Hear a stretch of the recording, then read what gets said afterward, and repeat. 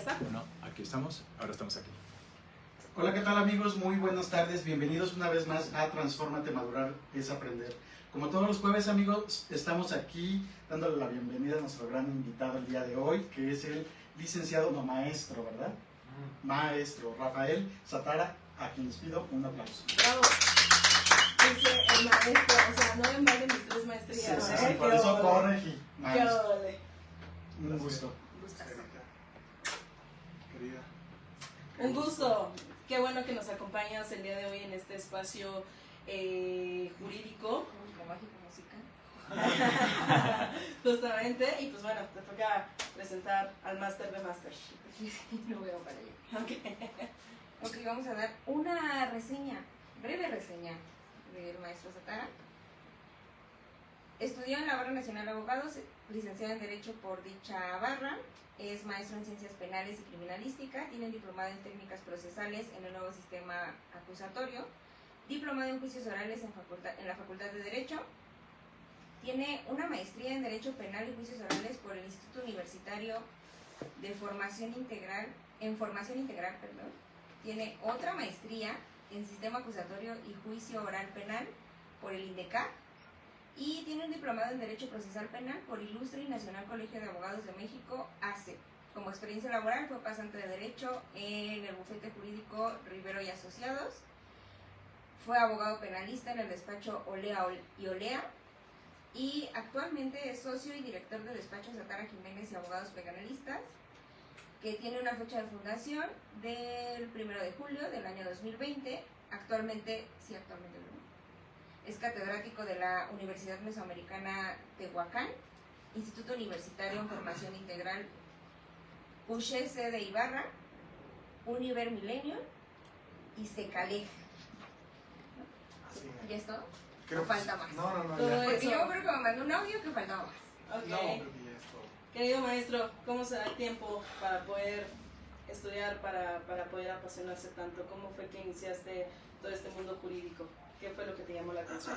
Pues mira, la verdad es que pues muchas veces tenemos el cliché, ¿no? De cómo es que estudiamos Derecho. La realidad es que en mi caso, pues en mi familia había abogados. Mi madre es abogada, mis hermanos lo son. Y pues bueno, cuando termino la preparatoria, después de mucho esfuerzo, y digo mucho esfuerzo porque soy un niño problema, esa es la realidad, entonces... Sí te ves. Pues sí, ¿verdad? Entonces, pues nada, yo estudié en el Salesiano, soy católico apostólico, y pues me decidieron en el segundo año de prepa dar las gracias, ahí en Barrientos, saludos Me decidieron. al padre Abel, un abrazo. Gracias. Bueno, me fui, gracias. Y de ahí me fui a La Salle, luego me fui a donde terminé la escuela por fin, después de casi 5 años, en también otro colegio católico. Sí, lo que te iba a decir. Igual. Como que Diosito San te Agustín de persigue Hipona. mucho, Sí, me ¿no? persigue, ¿no? Inclusive cuando me dejo el cabello así suelto, pues, ay, te pareces al Jesus, Jesus ¿no? Christ. Yo lo tomaba, pero a veces me dicen Jesus Christ, a veces me dicen Marco Antonio Solís, para mí pues, es un halago, ambos son unos tremendos personajes, ¿no? Uno más pop art que el otro, entonces, sí, la verdad es que estoy muy vinculado al tema religioso, y afuera de bromas, es un parte muy religioso, y bueno, pues, decidí estudiar Derecho porque estaba entre Derecho y Comunicación. Me recuerdo muy bien que mi papá me dijo, pues, en Comunicación te vas a morir de hambre. Hoy, a casi 16 años de aquel... Mira mi pregunta. Tenía razón. Mira mi pregunta. ¿Tenía razón? No, no digas eso. Eres una excepción, Eves. Sí, Es cobras una bien excepción. caro, beber. ¿Esta está modelo o es un chacalazo de nervios, con mucho respeto lo digo? No, sí es Y modelo. no lo dudo, pues se ve la pinta. Es modelo, mira. Levántate la playera, Es ven para acá. modelo. No, no, no, no. Es modelo de Televisa. ¿Qué más eres? Ya lo he visto. ¿Ya lo habías visto, sí? Pero sí, he visto en algún lado. Ok. En alguna novela. En alguna novela lo he visto. Seguramente. Menos en La Rosa. Ahorita- Se parece a Daniela. No, ahorita se va a ir a Casa de Ándale. los Famosos, ¿verdad? Ándale. Sí, muy bien, te voy a votar. ¿Vas a estar? Sí, sí. ¿Sí? Sí. ¡No me digas eso! Aquí le vamos a hacer los No grabados se de- desvíen del tema, Ay, por favor. ay, ay, Aquí ay. el invitado es el licenciado No, pero Rafael. está interesante. Oye. Sí, sí, El otro programa. El otro programa va a ser. Sí. sí. Y Satara atrás. Y la verdad ahí poniendo la cámara. Para que veas qué se siente si hubiera sido del otro lado. No, hombre, yo feliz de la vida, la verdad es que el sol sale para todo. Claro, Eso, chingada. Y nada, pues ya, realmente yo me quería dedicar al deporte, esa es la realidad. Y luego ya cuando no me pude dedicar al deporte, pues fue como pues, comunicación o derecho, pues decliné por derecho. Y pues empecé a estudiar, yo me sentía viejo cuando empecé a estudiar porque tenía 20 años. Me sentía ya un anciano, así que iba a llegar a la escuela, así que iba a ser el literal el anciano, no, pues te vas dando cuenta. Sí, no. Que nada, Hay más grandes. No, pues, o sea, era de los más jóvenes. Y me apasioné muy rápido por el derecho penal. Sí, un poco cliché, pero pues la verdad sí me gustó. Sí. Obviamente, pues dentro de lo poco que puedes llegar a conocer, o a querer conocer, mejor bien dicho, el tema del derecho penal, y pues nada, la verdad es que empecé a trabajar en un despacho, como bien lo refieren, Sí. con el doctor Juan Rivero, y pues de ahí empecé a trabajar y poco a poco hasta que puse mi firma. La realidad es que, bueno, es por todos conocidos que pues, hubo una gran transición, ¿no? En cuanto al sistema de justicia penal en nuestro país en 2008. Es reiterada, ¿no?, la información relativa a la reforma estructural en materia de justicia penal, transitar de un sistema de corte inquisitorio a este sistema acusatorio que le dice nuevo, pero ya no está nuevo, ¿no? Ya tiene Sus añitos. Cuando sus estábamos en la añitos, carrera lo estudiamos. ya es mayor de edad, entonces definitivamente que ya no está nuevo. Y pues tuve la suerte, y digo suerte porque si bien cuando era pasante pues tuve, ¿no?, como un acercamiento obviamente al sistema tradicional, porque recordar que esta reforma fue heteroaplicativa. Cuando digo heteroaplicativa es que fue a toda la entidad, a todos los estados de nuestro país hasta 2016. Entonces antes pues sí nos tocó talacharle con el tema tradicional. Y pues evidentemente hay grandes distinciones, ¿no? O sea, el tema de la oralidad de las audiencias, la publicidad de las mismas, el poder verdaderamente, mediante argumentos esgrimidos, poder defender o poder acreditar, ¿no?, por parte de la gente del Ministerio Público alguna acusación, alguna formulación de imputación. Y ello naturalmente que me parece que a mí me venía muy bien porque la realidad es que siempre tuve mucha facilidad para hablar, ¿no? Alguna vez platicaba yo con una colega que decía, bueno, pues es que hablar, evidentemente no vas a ir a decir sandeces, pero pues sí, tienes pues una... Es una fortaleza, es una totalmente, habilidad. o sea, creo que es una gran fortaleza el poder tener la facilidad de expresarte, la facilidad de expresarlo ante un tribunal. De saber interpretar. Totalmente también, ¿no? Porque no nada más es ir a hablar, ¿no? Definitivamente que hay pues muchas cosas detrás que son importantes resaltar. Y pues bueno, básicamente así fue mi trayectoria. Hoy somos 8 abogados en el despacho. Y pues gracias a Dios y a la delincuencia igual. Eso sí. Eso está bueno. Pero antes de entrar al tema me gustaría saber cómo es Rafael Zatara espiritualmente. Wow, qué pregunta. Qué pregunta, ¿eh? Pues A mí me dijeron que íbamos a hablar de derecho penal. Yo me siento en... Venga. Perdón. ¡El palomo! No, la realidad es que, qué una pregunta. Pues trato de estar equilibrado. La realidad es que esta chamba es compleja, ¿no? O sea, la realidad es que, pues sí, el estar constantemente con temas tan violentos como los que deviene el derecho penal, y estar en constante lucha, y sobre todo en las audiencias, que en mi caso, y para los que me conocen, pues la verdad es que sí soy un tanto apasionado, ¿no? Entonces, pues evidentemente que si no te drenas, y que si no te atiendes, y que si no te vas nivelando y mitigando, pues en algún punto acabas medio loquito, ¿no? Entonces, Así es. pues la verdad yo trato de estar bien con Dios. La verdad es que trato de estar en equilibrio con mi cuerpo. Me gusta mucho hacer ejercicio. Las artes marciales han sido un baluarte importante en mi desarrollo. Luego me dicen como, porque yo de niño practiqué muchos años taekwondo, y ahora de adulto he practicado karate. Entonces el karate me ayuda bastante, la verdad es que Sí, ya vimos que es cinta negra, maestro. Sí, la verdad sí, hay con Por Adán. eso, por eso nos estamos portando el día de hoy. No, hombre, ¿cómo crees? Estamos psicorrectos. Relajados. No vaya a sacar ahorita. Nos puede dar los cartazos y No, solo cuando estoy pedo catalán. No sé. dejen el vino del... Sí, Me mandas No se me acerquen. sí, no, me ofrecieron y dije, no quieres ver eso. No, la realidad es que trato, sí, la verdad, mitiga eso. Luego me han llegado a decir, ¿no? Como, oye, ¿cómo le haces, cabrón? Ahorita que me decías de la sacada, ¿verdad? Sí, de repente sí acabas así. Sí. Y pues necesitas también descanso, ¿no? Sí, O sea, necesitas también descanso en algún ¿Verdad, punto Mariana? desconectar, sí, porque si no te deschavetas. O sea, y las enfermedades mentales, que también es importante resaltarlo, o sea, con este trabajo sí tienes muchas. Muchísimo. Yo creo que de las enfermedades que tenemos los abogados es ansiedad, ¿verdad? Estrés. Sí, sí, sí. Cortisol, así, ¿Y ustedes son totalmente penalistas? totalmente. Ok, y peor en Sí, penal, ¿no? Nosotros nos dedicamos única y exclusivamente a la materia penal. Obviamente que, o sea, tenemos especialistas en materia de derecho penal fiscal, también llevamos temas de delitos patrimoniales, vemos amparo, apelaciones. Sí.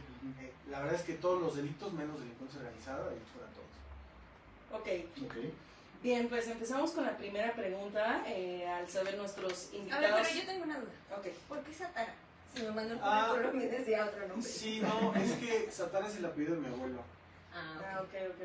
Sí, no, es padre de la, bueno, no padre, hijo más bien de la colonización, o sea, pues él también llegó, yo creo que todos, ¿no? Sí, Tenemos sí, sí. una vinculación con cuando llegaron a México, mucha gente en busca de oportunidades, pues mi abuelo llegó muy joven de España y pues conoció a mi abuela y 7 hijos. Wow. 7 Wow, es que no había tele. No había tele, pues te estoy hablando que eran los años. Si mi papá nació en el 41, pues que año habrá sido. Y el tercero, no sé, años Sí, 30, no. una cosa así. Claro. Entonces, sí, definitivamente no había tele y pues eran de 5 a 7 hijos. Mínimo. Mínimo. Sí. Mínimo. No, entonces, dicen, yo lo conocí poco, la verdad, era un señor muy cascarrabias. La verdad, el original Rafael Santana era un hombre muy cascarrabias. Y sí lo conocí poco porque murió ya grande, murió a los 94 años. Yo tenía Wow. 13 años cuando se murió. Y pues sí, muy parco, muy complejo. Y bueno, dicen que pues era un cuate muy atractivo. Yo pues, ya lo vi muy viejito y siempre digo como que parecía estas películas como de Anabel, así que sale un viejito. Así era el abuelo. Y luego con ese carácter más. Pero bueno, pues de ahí. O sea, sí daba miedo. Sí daba miedo. Con razón te mandaron a la escuela católica. Sí. Pero... No, es que fíjate que, o sea, mi papá y todas sus hermanas y mi mamá también. Mi mamá es de Jalisco, un pueblito, entonces también son muy tradicionales. Muchísimo los de Jalisco. Uy, sí, no, mi mamá. Ahí los ves cada domingo en la misa, ¿no? Se les va. Sí, mi mamá es muy. O sea, creo que el tema religioso es más de mi mamá que de mi papá. Ok, pues bueno, vamos a empezar entonces con el tema del día de hoy. Les comentaba que pues al saber que el gran maestro Rafael Satara se iba a presentar en Transfórmate, Madura, Desaprender, pues nos hicieron llegar, nos pusimos a estudiar además de ello, y nos hicieron llegar unas preguntas, ¿sale? Entonces, maestros, iniciamos. ¿Cuál es la finalidad de las medidas cautelares según el Código Nacional de Procedimientos Penales? Por entrada hay que destacar que el Código Nacional de Procedimientos Penales es una ley instrumental.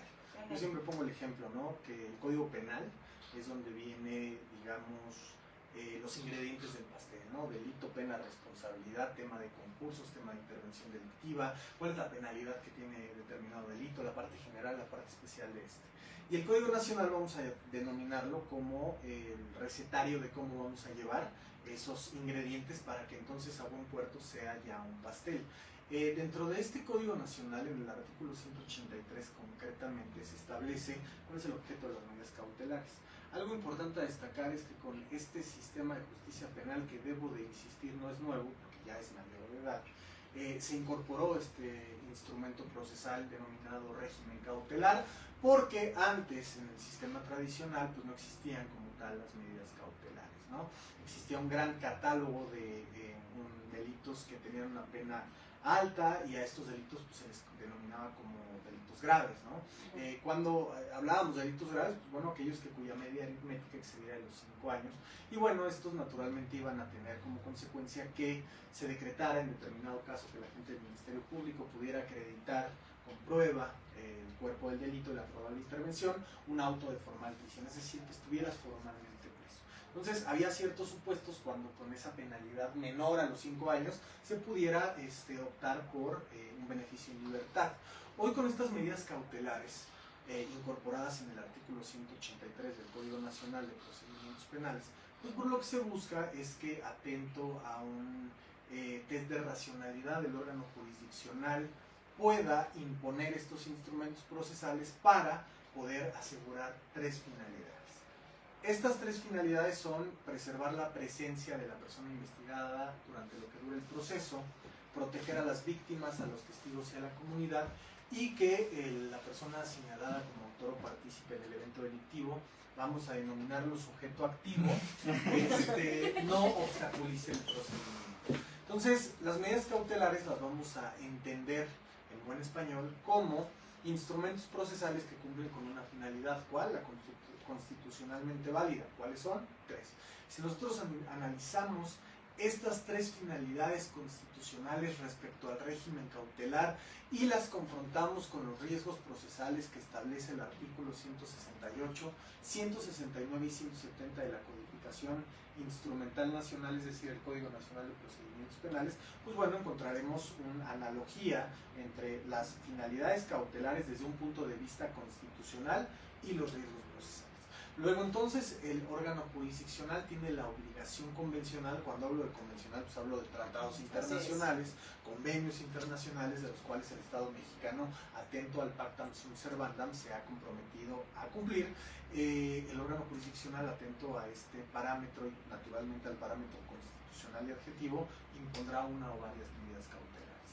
Es obvio que la idoneidad, la necesidad y la proporcionalidad pues son instrumentos, deontológicamente hablando, que el órgano jurisdiccional debe tomar en consideración para que, atento a un principio de excepcionalidad y subsidiariedad, se imponga la medida cautelar. Ok. Los tres quedamos con el ojo. O sea, ¿cómo? O sea, ¿cómo? ¿Me puedes repetir por favor? No te me apuntes. Sí, o sea, sirve para poder mitigar esos riesgos procesales. Claro, sí. Y que, atento a la mínima intervención, estas medidas cautelares pues puedan cumplir esa finalidad.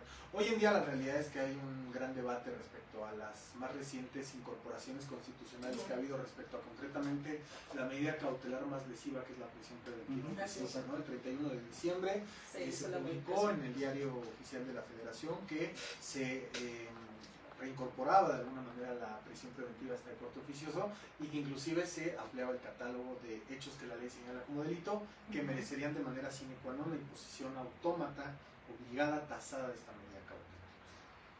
Perfecto. Dice, segunda pregunta. Sabemos que deben ser proporcionales y necesarias, pero ¿qué criterios debe valorar el juez antes de imponer una medida? ¿Qué significa que deben ser mínimamente invasivas?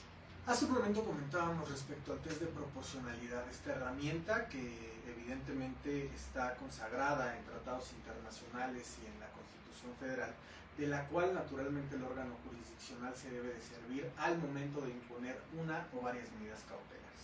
Dentro de este test de racionalidad encontramos 4 puntos importantes a destacar.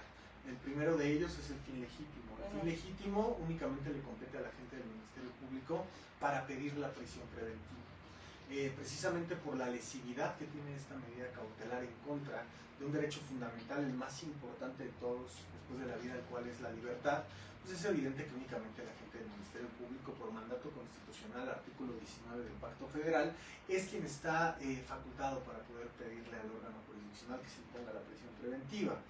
Luego, entonces, superado este fin legítimo, tenemos el tema relativo a la proporcionalidad, artículo 156 del Código Nacional de Procedimientos Penales, el cual establece que la medida cautelar debe de ser proporcional al hecho o al daño que se ocasionó con el delito causado.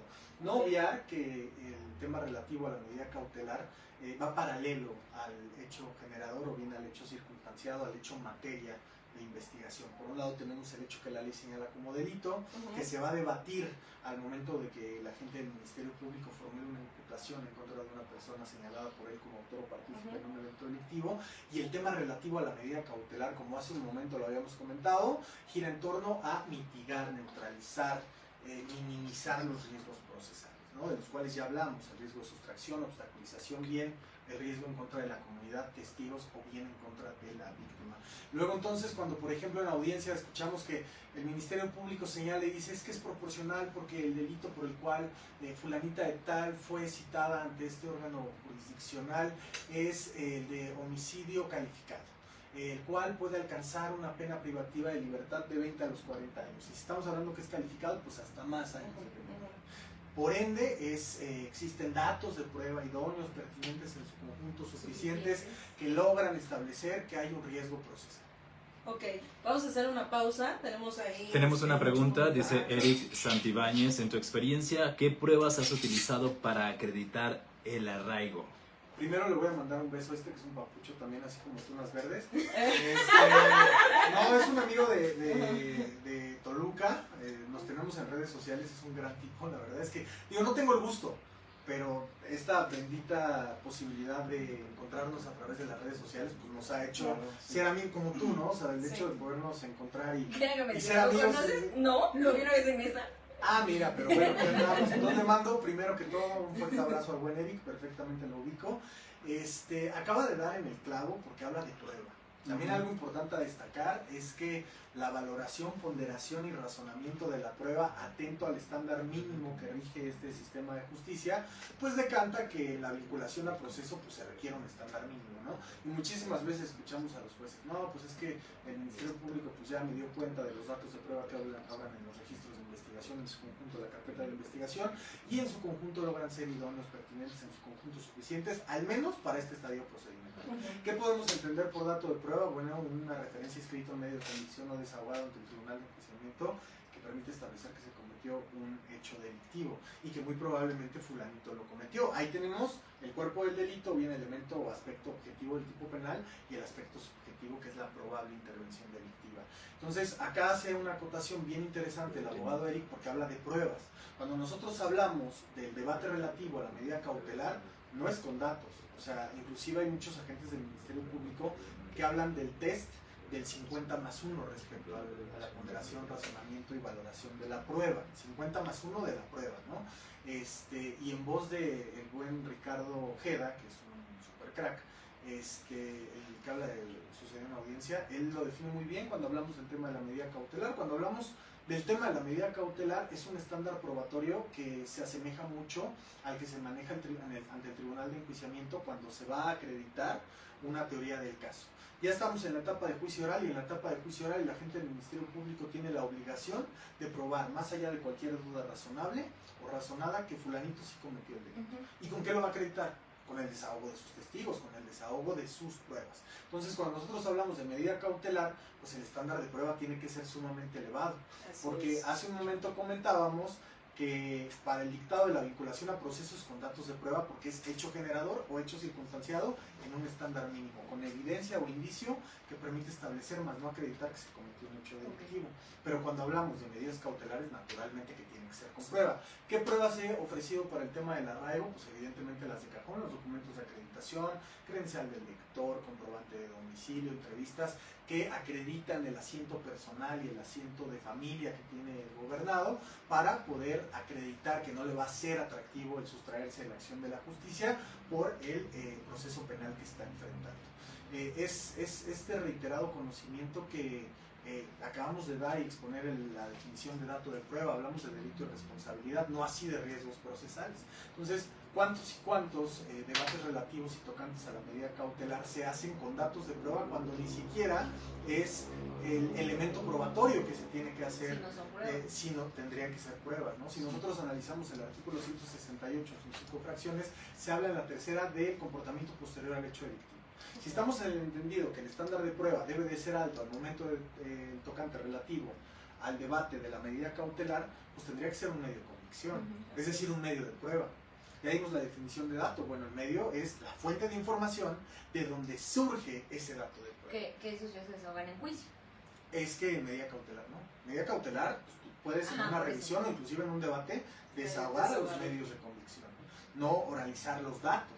porque el dato es tocante a delito y responsabilidad, ¿no? Pero hemos ofrecido esas evidencias, hemos desahogado testigos de acreditación, que pueden establecer precisamente el tema relativo del arraigo. Cuando, por ejemplo, se engarza por parte de la gente del Ministerio Público, mi querido Eric, un riesgo procesal en contra de la víctima, bueno, las pruebas objetivas, que también nos lleva, evidentemente, el tema de medidas cautelares, a atender el tema relativo a la prueba y a su valoración, ¿no? Tenemos la prueba subjetiva, que yo siempre digo que es un chisme, porque ya en el yo creo, yo pienso, yo opino, pero pues evidentemente para poder ser concatenada y a la postre valorada, pues tiene que estar aparejada de una prueba objetiva, ¿no? La prueba objetiva, pues evidentemente nos tenemos que remitir a la dogmática penal más básica en su vertiente de teoría del delito para poder entender que es un elemento objetivo del tipo penal, para entonces advertir que las ciencias penales son aquellas auxiliares del derecho penal para que a través de la ciencia o bien a través de estas se pueda acreditar algo de manera científica. Metodología, planteamiento del problema, método inductivo, deductivo, y arribamos a una conclusión científica. Perfecto, Eric. Tenemos otra pregunta acá de Laura Arlen. Laura Arlen. Pregunta, dice, ¿puede limitarse la efectividad y cumplimiento de una medida cautelar por trámites administrativos cuando está de por medio la libertad de una persona, por ejemplo, con la colocación de un localizador electrónico? Es muy interesante tu pregunta. La Constitución es muy clara de que no puede estar por encima del tema administrativo que el tema de derechos fundamentales y derechos procesales. Artículo primero constitucional, el más importante de ellos, parámetro de convencionalidad, mal llamado de constitucionalidad, principio pro persona y el bloque de convencionalidad, ¿no? El principio de selección de norma. Entonces, no debería de estar. Yo creo que tu pregunta, mi querida Laura, que también es amiga de las redes sociales, tuve la oportunidad de conocerla, también le mando un fuerte abrazo. Ella también es de Toluca, le mandamos un abrazo. Yo creo que lo haces, o la pregunta va encaminada como en el Estado de México, nuestro bendito estado, todos somos de acá. Sí, claro. Tú eres de Nueva York, yo soy de Satélite, la capital del mundo, pero amo eso. Besos en la boca. No, de verdad que lo amo, pues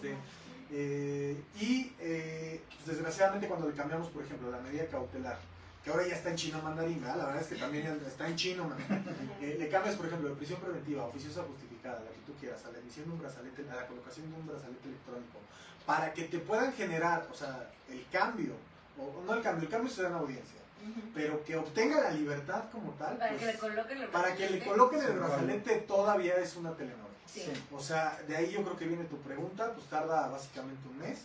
Entonces, el trámite administrativo, que es precisamente que verifique la unidad de supervisión de medidas cautelares y de suspensiones condicionales del proceso que existen, pues ya detalladas, exactamente el tema de las zonas de inclusión, exclusión, o sea, esas cosas que evidentemente son administrativas y que trastocan el derecho fundamental a la porque ya te dieron la libertad. Por supuesto, o sea, es como cuando en un control de la legalidad de la detención, digo, por poner otro ejemplo, y se decreta de ilegal la detención. Luego entonces, ¿qué es lo que hace el juez? Se decreta inmediatamente la libertad.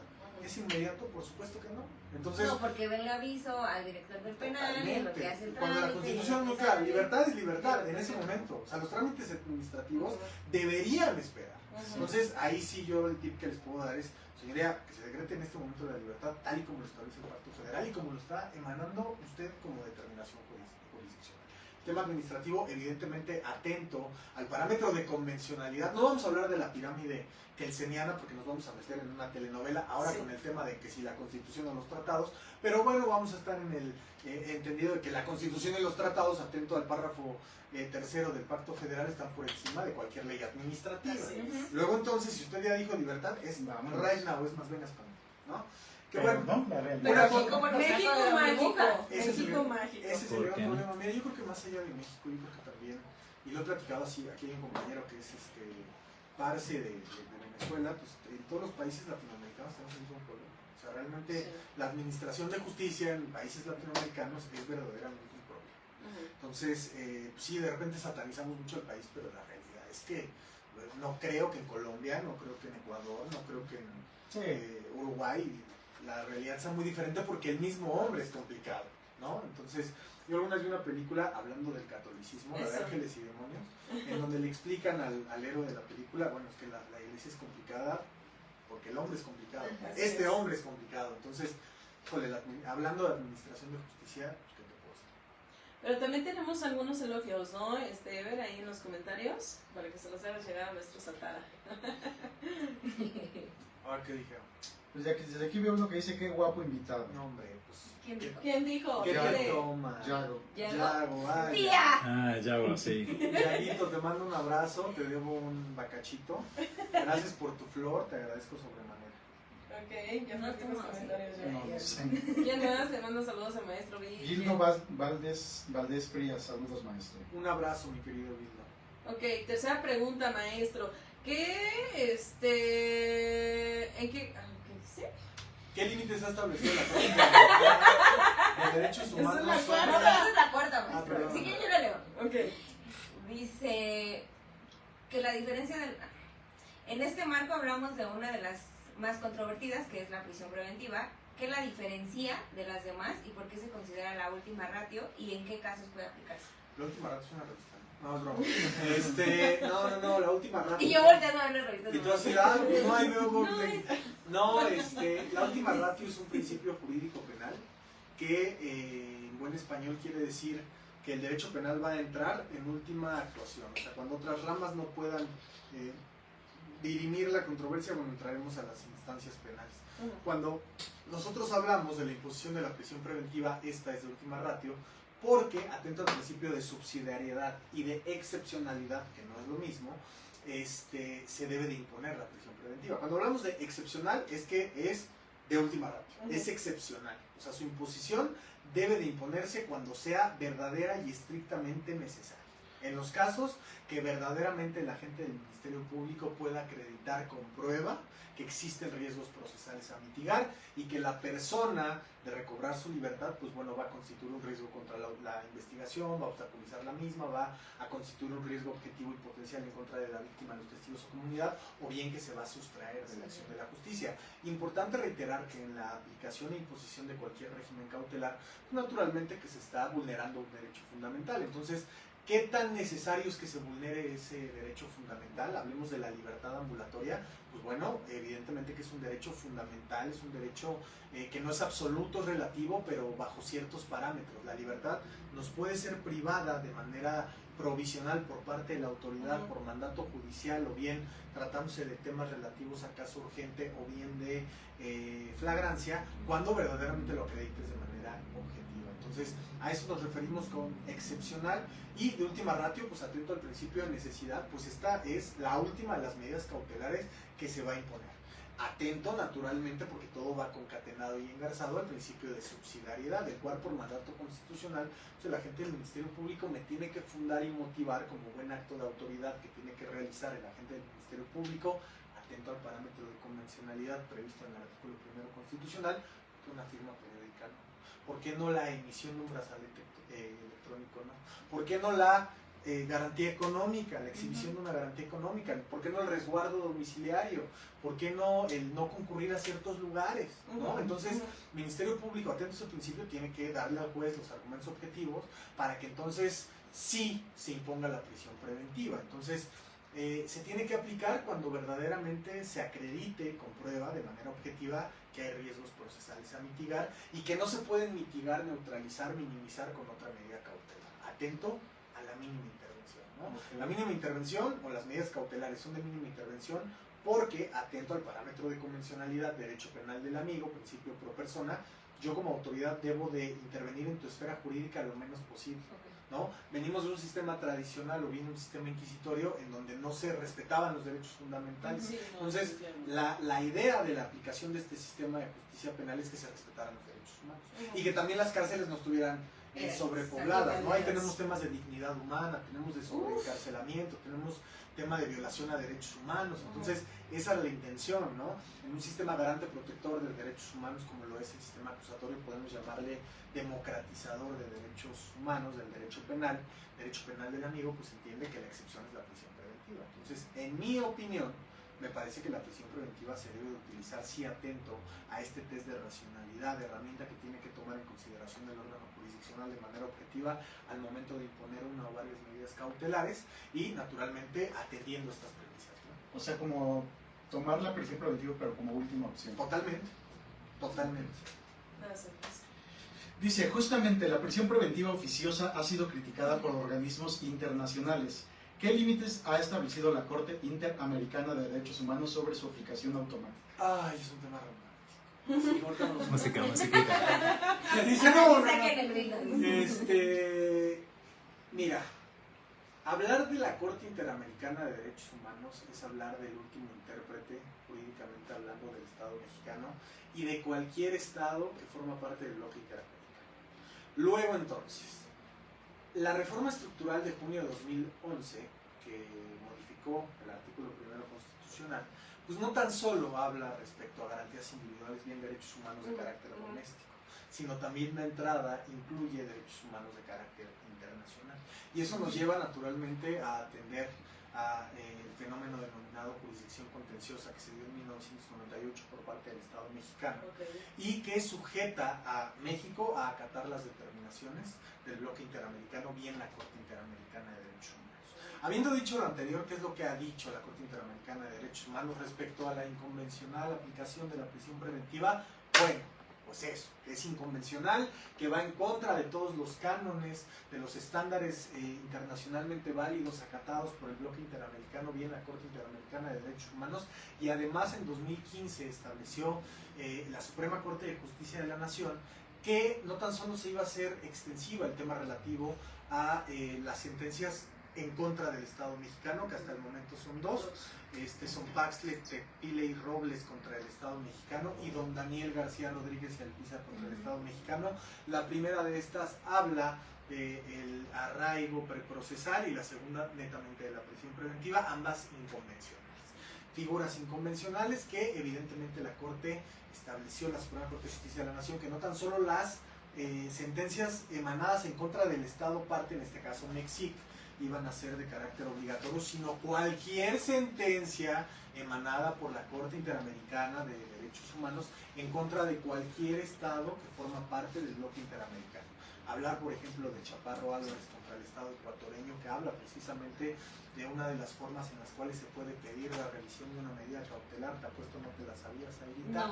No tan solo que hayan variado objetivamente las condiciones en las cuales se haya impuesto el régimen cautelar, sino que no se hayan justificado las razones de manera objetiva y válida del por qué la imposición de la prisión ¿Cómo dijo preventiva. Chaparro Álvarez? Chaparro Álvarez contra el Estado ecuatoriano, si mal no recuerdo es el párrafo 106 de esta sentencia, que lo voy a checar porque también luego se me va el PEX, pero pues básicamente si estamos en el entendido que se impuso de manera autómata la prisión preventiva, pues no fue válida la justificación por parte del órgano jurisdiccional de control, por ende, pues obviamente se da entrada a los tratados internacionales. Entonces, la Corte Interamericana pues, ha sido muy clara que cuando se habla de prisión preventiva por temas de política criminal, que evidentemente la política criminal va paralela al derecho penal y que se debe tomar en consideración por parte de nuestras autoridades al momento de la imposición de una medida cautelar, naturalmente pues una tan lesiva como la prisión preventiva, pero únicamente considera válida la imposición de la prisión preventiva justificada, ¿no? La Corte Interamericana inclusive fue muy clara cuando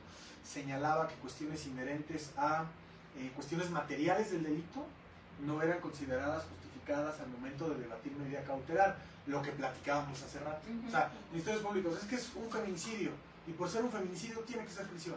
¿Ves? Lo que te decía. Naturalmente no, porque volvemos al punto. O sea, el hecho generador, el hecho que califica la ley como delito, es un tema aparte. A nosotros debatimos medidas cautelares, es que tan riesgoso es este señor. Claro. Se va a sustraer o no se va a sustraer. Peligrosísimo. Va a obstaculizar, va a encontrar. Eso es lo que se tiene que acreditar. No si el hecho generador es un delito grave o no.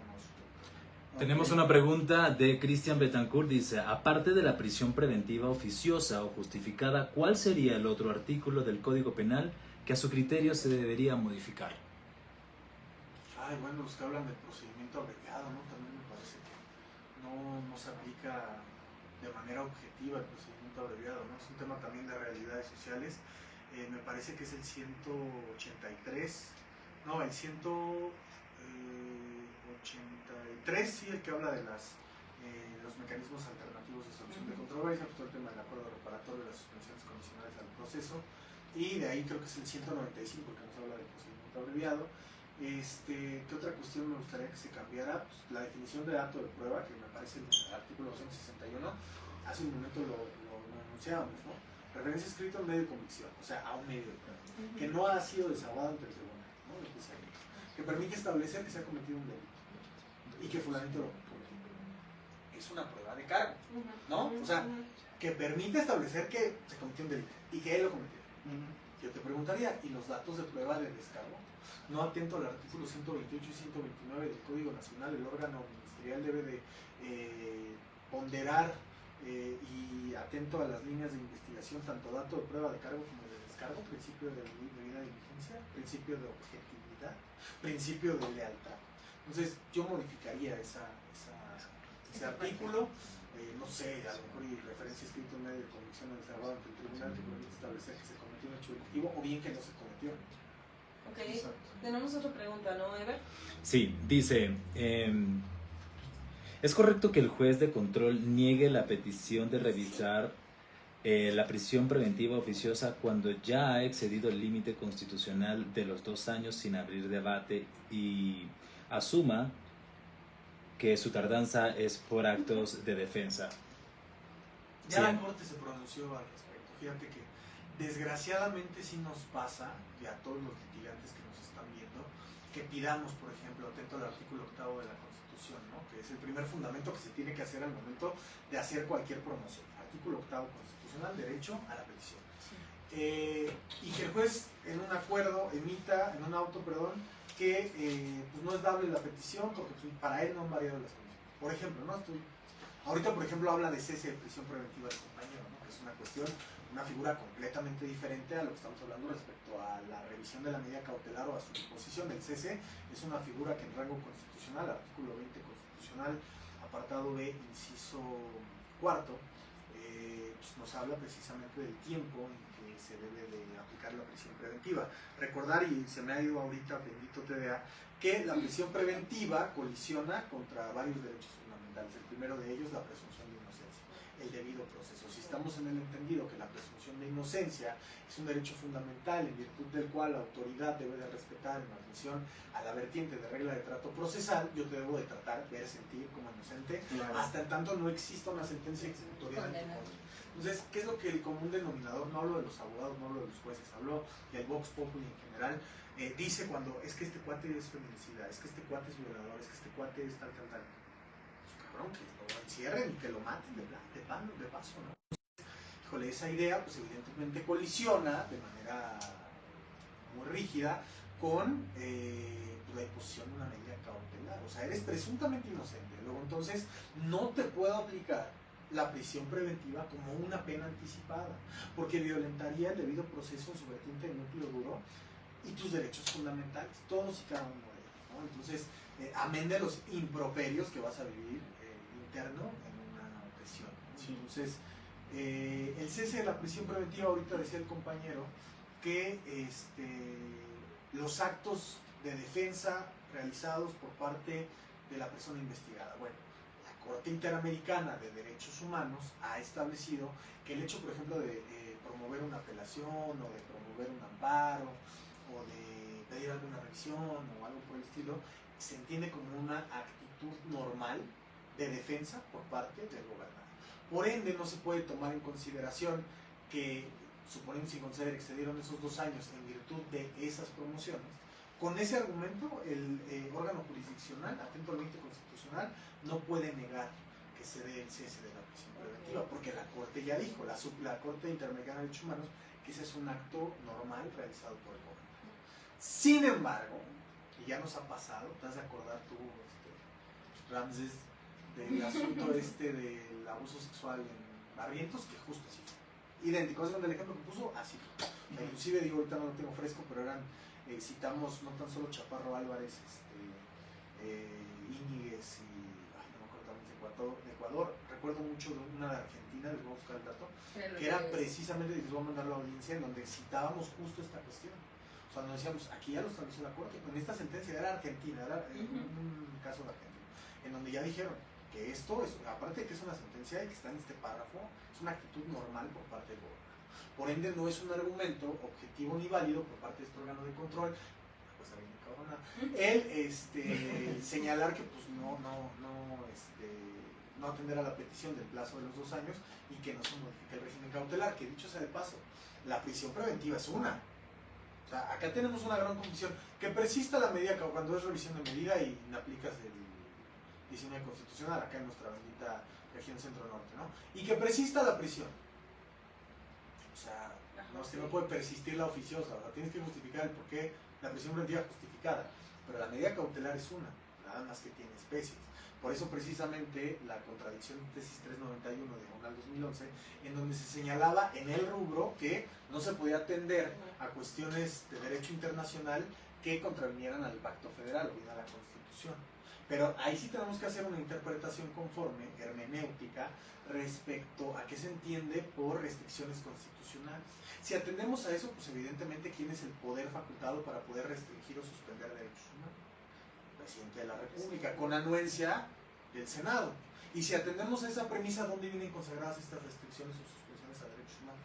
Artículo 29 del Pacto Federal, ¿no? Temas de lesa humanidad, temas en contra de la paz social, el tema de la pandemia. Pero no habla de la prisión preventiva, mucho menos de la presunción de inocencia. Entonces, ese criterio, que era el que ocupaban muchos fiscales al momento del tema del control de regularidad convencional, entre lo que establece la Corte, entre los párrafos 218, 219 de San Pax de Tecpil y la prisión preventiva, para decir, no, las restricciones constitucionales. Por eso hace un momento hablábamos respecto a la pirámide de Kelsen. Aguanta, es que eso ya está completamente superado. Inclusive el mismo Kelsen se corrigió, también dijo, no, es que hay que atender a los parámetros también internacionales, ¿no? Esta parte del criterio rígido respecto a la supremacía constitucional, pues ya es algo que para las nuevas generaciones pues tiene que quedar por completo superado, ¿no? Maestro Rafael, otro punto importante es el control judicial. ¿Las medidas cautelares pueden modificarse o revocarse durante el proceso? Por supuesto que sí. Ok, ¿qué dice el Código Nacional de Procedimientos Penales sobre la revisión periódica?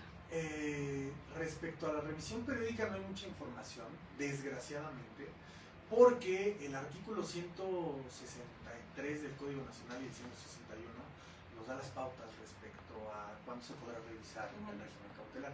Sin embargo, y qué interesante que hables de la periodicidad, porque ¿quién sí lo dice? La sentencia de don Daniel García Rodríguez y el PISA contra el Estado mexicano, en el párrafo 106, que establece que la revisión de la medida cautelar por parte del órgano jurisdiccional debe de ser periódica de manera obligada. O sea, las partes, atento al 161 y al 163, que habla de la variación objetiva, no tienen que pedírsela al juez, sino que el juez de motu propio va a pedir la revisión periódica, es su obligación, para ver si efectivamente las razones fundadas, ¿no?, persisten de la imposición de la medida cautelar, atento al principio proporcional. Pero no lo hace. He visto que lo hagan. Es como a ver, como dice, a ver, pues no matarás, pues sí, no desearás a la mujer, la desean, o sea, no a tus papás, no, o sea, vuelvo al punto, o sea, el hombre es malo, ya lo dijo Thomas Hobbes. Sí. El lobo del hombre, el hombre. Sí. No, ahí tienes, hoy por ejemplo, veía yo ahí una página de derecho, no voy a decir nombres, pero ahí me tiraban calabaza, cabrón. ¿Sí? ¿Qué te decían? Pues nada, ahí me tiraban calabaza. Y yo la verdad es que, pues ya con las mías, hasta dicen, no, pues sí es una reata peluda. Bueno, la realidad es que, pues ya sé, pero imagínate si a Messi, ¿te gusta el fútbol?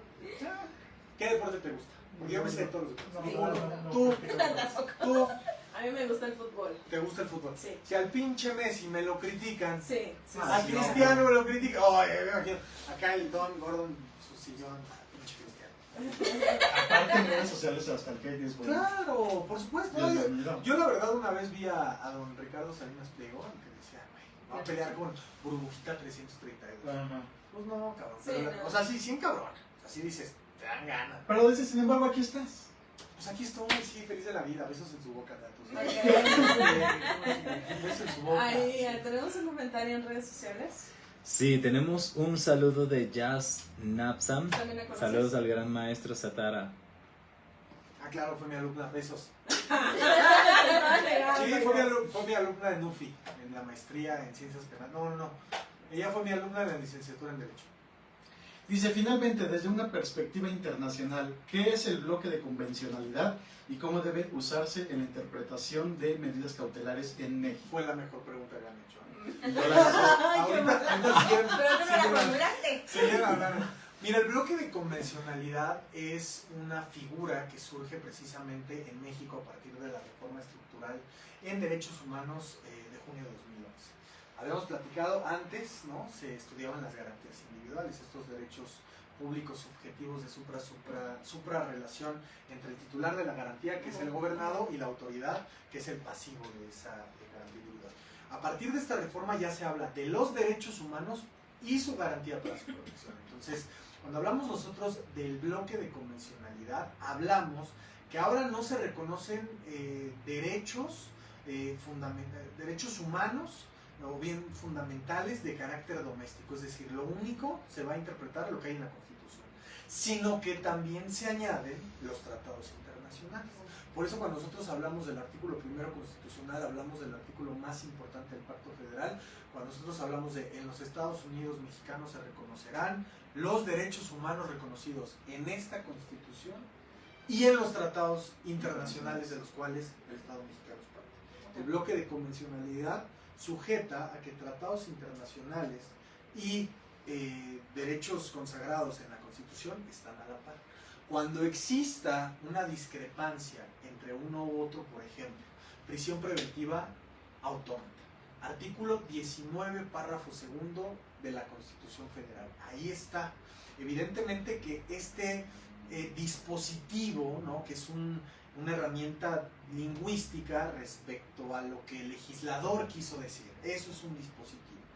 Ese dispositivo, pues evidentemente tiene aparejado una norma. Y esa norma a su vez tiene protegido un derecho fundamental. Y es fundamental porque la Constitución lo considera preponderante, por eso es derecho fundamental, porque está en la Constitución. El derecho humano es difuso porque está en un tratado internacional, por ejemplo, presunción de inocencia. Antes de la reforma estructural de junio de 2008, pues no estaba a grado constitucional reconocido el derecho fundamental a la presunción de inocencia, era un derecho humano, estaba en un tratado, estaba en la Convención Americana de Derechos Humanos, estaba en el Pacto de Derechos Civiles y Políticos de San José, pero no estaba en la Constitución, entonces era un derecho humano difuso. Y ahora es un derecho fundamental porque ya está en el 20 apartado B, inciso primero de la Constitución Federal. Entonces, ¿cuál es el derecho que protege el 19 constitucional? Bueno, una administración de justicia, ¿no? Eso es lo que se está buscando con la imposición de la prisión preventiva autómata. Pero ¿qué es lo que está trastocando atento al artículo primero constitucional? Pues la presunción de inocencia, en su vertiente de regla del trato procesal, el debido proceso, la excepción de la prisión preventiva, la subsidiariedad. ¿Dónde encontramos el asidero convencional de esto? Artículo 7.5, artículo 7.3 de la Convención Americana de Derechos Humanos. ¿Y cómo entonces aplicamos un control de regularidad difuso de convencionalidad? Párrafo 118, todas las autoridades con funciones jurisdiccionalmente materiales tienen la obligación sine qua non de hacer un control de regularidad convencional entre lo que establece un tratado internacional, párrafo 218 de la sentencia de San Pax de Tecpile, artículo 7.5, 7.3 de la Convención Americana de Derechos Humanos, versus, cuando digo versus, es contra el artículo adicional constitucional. Entonces, el control de regularidad es ponderar derecho doméstico, derecho internacional, atento a la selección de norma, cuál en este caso es el que más le conviene al gobernado, atento al pro persona. Y te pregunto, ¿prisión en automático o no? ¿Qué le conviene más? ¿Qué atento al principio pro persona beneficia más al gobernado? No, pues la automática no. Efectivamente, entonces selecciono esa norma y en lugar de inaplicar el 19 párrafo segundo, selecciono el 7.5 de la Convención Americana y entonces entramos a debate respecto a la idoneidad, proporcionalidad y necesidad de la medida. Ok, No, amigos, perfecto. pues acá es todo un Exacto. código. Más Es todo un código. Sí, un código andante. Un código humano. Pero, ¿qué onda? Pues nada, del TDA. Ok, Se fue. Una vez lo dije en una audiencia. Por eso entrena, por eso se Sí, entrena no, la es que yo te energía. lo juro, o sea, a mí me lo dice mi neuróloga, ¿no? O sea, el cerebro de un cuate con TDA es como un hámster que va así todo el tiempo. Sí, sí, Todo el sí. tiempo. O sea, yo la verdad, a mí me lo detectaron a los 6 años, 6 años. Porque yo jugaba fútbol en el Salesiano, y no me cansaba, cabrón. Me hacía de verdad, o sea, inclusive hoy mis sobrinos, Ujú. que son también tremendos, No, mi mamá, mis tías dicen, no, el pinche Iker Santiago es un santo en comparación con ese cabrón. No, yo sé, entonces mi mamá dijo, esto no es normal, este cabrón sí tiene un tema, güey. O sea, me llevaron el TDA y pues de ahí a taekwondo y fútbol y natación y todo. Y pues así, y ahorita cómo lo mitiga haciendo abogado, pero pues sí, güey, va el pinche karate y luego les digo aquí a los compañeros, pues yo voy para sentir chingadazos porque pues ahí no me puedo dar. Sí, claro, entrenarlo. Todo ahí ya te pegan, ¿no? O sea, pero bueno. Maestro, queremos hacerle dos invitaciones. Una es para que pueda colaborar con este gran proyecto Transfórmate, Ahora es Aprender, que nos pueda hacer el favor de dar un curso en materia penal. Espera. Ahí, la segunda invitación es para que, abrimos la convocatoria ahorita para que podamos conmemorar el Día del Abogado con un debate con el maestro Oswaldo Miguel Ojeda Moreno, que ya, bueno... Y ahorita Osvaldo mandando mensajes. Sí, saludos. Y pues bueno, le vamos a hacer también llegar la invitación al gran maestro Alejandro Miguel Sánchez Salinas. Entonces, pues bueno, ya les estaremos haciendo llegar esta fecha para que estén muy atentos, querido público de Transfórmate, Ahora es Aprender. Y pues bueno, gracias por tu claridad, por ofrecernos esta mirada integral ante la ley. ¿Qué dice? Tienes que leerlo. ¿Quién hizo ¡Ay, Ever! Ante la ley nacional y estándares internacionales, tengo que hacerlo porque si no, el productor me regaña. No tienes que hacerlo.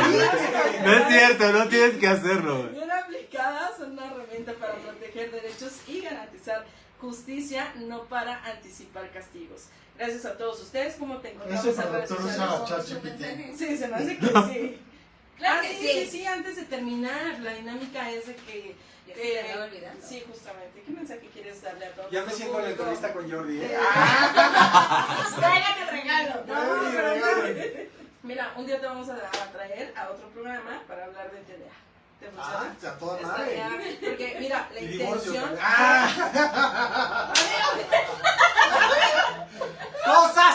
Cosas de la vida. Cosas que pasan, pero que yo te puedo decir que es lo mejor que me ha pasado. Igual yo, ¿eh? O sea, te lo juro que yo también, o sea. Saludos Nos a falta Alex. casarnos. No, de verdad. No, es que mucha gente, fíjate, que dice, es que es un fracaso. No, para nada. Güey, Al yo contrario. creo que está donde no quieres o donde no Sí, quieres. sí, Es sí. peor Sí. fracaso, Sí. ¿no? No. Para mí es todo lo contrario. Todo es un aprendizaje, todo se Totalmente, transforma, totalmente. todo pasa y la verdad es que... Por eso transfórmate. Por eso Transfórmate, Ahora es Aprender, pero en el momento cuando tú estás en la situación, no Ahorita como... Santiago y ya les dije que En el momento no te das cuenta de las cosas increíbles que te van a pasar en un futuro, ¿sabes? Pero bueno, ya tendremos 2 programas más con el maestro Rafael Satara, TDA y Divorcios. ¿Te funciona? Perfecto. Eso. Entonces, para que estén muy atentos. Maestro, ¿qué mensaje quiere dar a todo nuestro público jurídico, Su comunidad. a su comunidad? Sus alumnos. No, Consejo mis de alumnos, vida. besos. Mucho cariño, mucha luz y a los demás que hagan el amor y no la guerra. Ok, perfecto. Y besos en la boca. ¿Cómo te podemos encontrar en redes sociales? Rafael Satara en todas. Zaira Beso. Andrés Guzmán. Y pues a mí me pueden encontrar como Mariana Magallanes. Recuerden seguir cada jueves esta gran transmisión en Transfórmate, Ahora es Aprender. El día de hoy, pues bueno, transmitimos en punto de las 4 de la tarde, pero recuerden que todos los jueves en punto de las 6. Así que nos vemos la siguiente semana con otro gran invitado. Hasta luego, besos, bye.